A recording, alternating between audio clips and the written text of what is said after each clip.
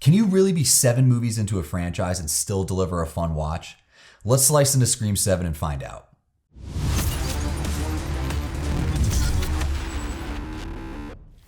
So Scream 7 is the latest entry in the Scream franchise. It's directed by the writer of the original, Kevin Williamson, and we see the return of the beloved Neve Campbell as Sidney Prescott, who now must protect her daughter from a new Ghostface killer. So starting off with the positives, we all know Scream movies have an opening scene, and I thought it had one of the stronger openings in the franchise. The opening scene is filled with nostalgia, but done so in a purposeful way that actually serves the scene and elevates it. It also sets the tone for how brutal the kills are going to be, which we'll get into a bit later. I enjoyed the mother-daughter relationship in this movie mainly for 2 reasons. First, because we're so used to seeing Sidney as the victim in these movies, but we really get to see her go into mama bear mode in this one, and it felt like a breath of fresh air. And secondly, their relationship isn't without complications. Sidney's trying to balance opening up to her daughter about her past, but also keeping a lot of that part closed because she wants her daughter to live a normal life. Tatum isn't entirely sure what's true or what's been embellished in the Stab movies, so I thought it added another layer to their relationship. The humor in this one felt better than in some of the previous ones. It had genuinely funny moments that felt organic and helped play into the campiness of the movie. The kills in this one were definitely a highlight for me. I think they were solid and felt like some of the most brutal ones in the franchise. There's even a bit of some over-the-top comedy to one in particular. The movie deals with AI, which has its pros and cons. AI has made tremendous leaps in its realism lately. I can still almost always point out when a video is AI, but it's getting harder and harder to do. And eventually, I think it's going to be near impossible for a lot of people who don't know what to look for to tell the difference. That to me is something that's scary, so the fact that this movie deals with some aspects of that, I felt it added tension and made it feel current and relevant. Also, Ghostface has a very Phantom-like presence in this, which I thought was unique and felt fresh. You often see the mask just subtly in the background and then it's gone. It was cool to see the character stalking victims in that kind of way. And now this last one will lead us into the negatives. I thought Neve was outstanding in the movie. She really played the role of a mother incredibly well, and I felt her concern and love for her daughter.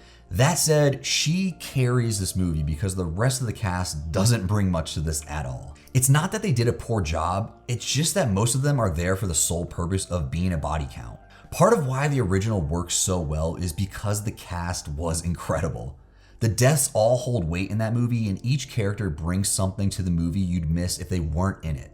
But in this one, they don't do much for the story, and if you removed 95% of them, you wouldn't miss them. Courtney Cox had a few decent lines in the movie, but overall, she felt underused. The pacing for the most part was decent, but there's a few moments where I think they dragged out some scenes entirely too long. Part of AI being such a large presence in this movie came with the unfortunate side effect that Roger L. Jackson's voice as Ghostface didn't feel prominent in the movie. Maybe I just haven't watched the previous ones in a while, but I remember missing his voice in this one as it's so connected and tied to the Ghostface identity. Acts 1 and 2 I had fun with, but man, Act 3 is rough. The reveal was probably the weakest in the franchise for me, along with the motive. Not to mention when the motive is being revealed, they do it in a way where it's just unclear. And when you say out loud what it is, you're like, really? That's what made you kill people? The biggest issue for me though, and it's not just this Scream movie, but the formula just feels so tired. And I get the argument, it's a Scream movie. This is what they do and always have. But personally, my favorite aspects of the last 2 movies have been the things that felt a bit fresh. I think this was the perfect time to introduce a different structure, but it's always the opening kill, character intros, then oh no, Ghostface is back, some kills mixed in with a similar story and red herrings, then the Ghostface reveals and the motives. I personally think it's to the point that if they want to keep making Scream movies, they need to throw away this template and really try something different. Overall, the Scream franchise is one of the better ones in my opinion. I don't think any of the movies in it are awful. I think there's fun stuff in all of them. That said, I do feel like it's sort of chasing a high. So many of us love that first movie so much that we feel like we're trying to chase that feeling again, and we just know that we can't get it. I feel like that's why they try to inject so much nostalgia into these movies. If you're a fan of the franchise, I think there's enough stuff in Scream 7 to have a fun time with. If the Scream franchise is not one of your favorites, I think you might find this one about as good as the 7th movie in a franchise can be.